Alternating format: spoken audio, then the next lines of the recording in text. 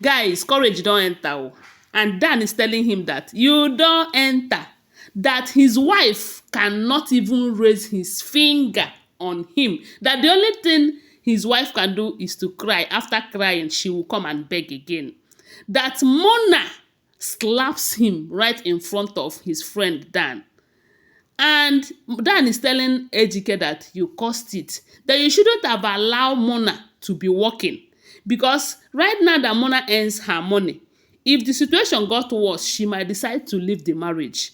Because Ejike is trying to tell Dan that he is going to cut Mona's wing, that he is going to put Mona where Mona belong. He is going to do this, he's going to do that. And Dan told him that, look, oh, it is too late. I warned you, because you should have put her, Mona, in a position that she will be begging you to come and marry her. But because you allow her to be working, now she have the audacity to slap you back when you slap her. That is because she earns her money. She is an independent woman.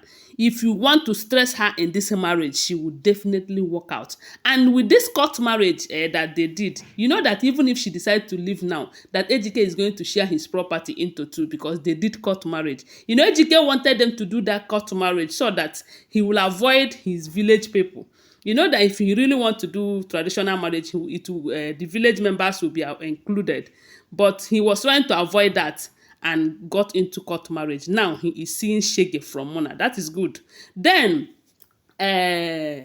Chinwe have decided to come and visit. Yes, so Chinwe decided to come and visit to tell Mona that out of his selfishness, that their mother's cup have been transferred from the elders to the youth. The youth are now in charge, and the youth want to take over and do the burial by themselves.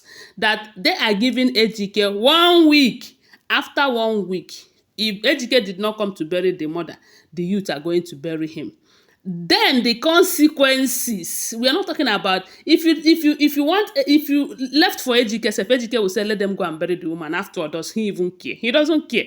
But what Mona, the reason why Chinwe have decided to come here to let Ejike know is the consequences. The consequences of the youth burying their mother while they are alive. And if the youth bury the woman without Ejike and Mona present, Ejike and Chinwe present, it simply means that the woman does not have any child.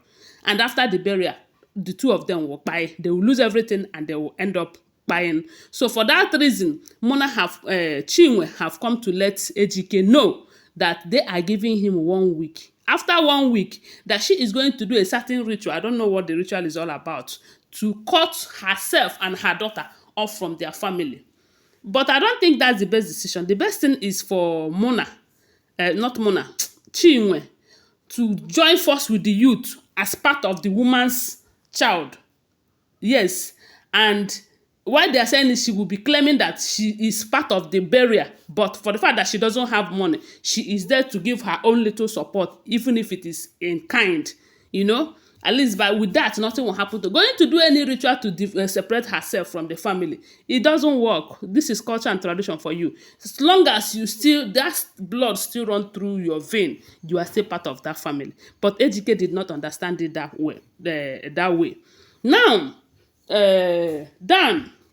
Okay, when Ejike called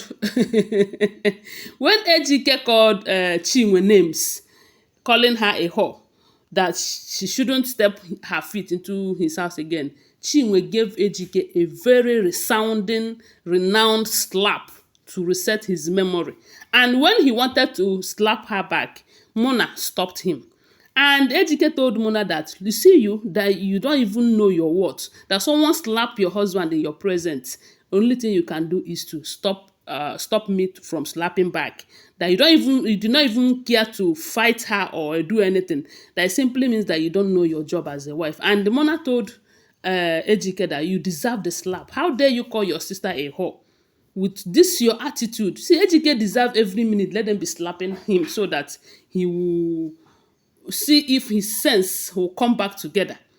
So right now, I wonder what the situation will be. Okay, Courage and Dan have decided to go and meet the prophet that Dan promised to take him to, that will help them to go and recover Mama's body from the youth and bury her in the city.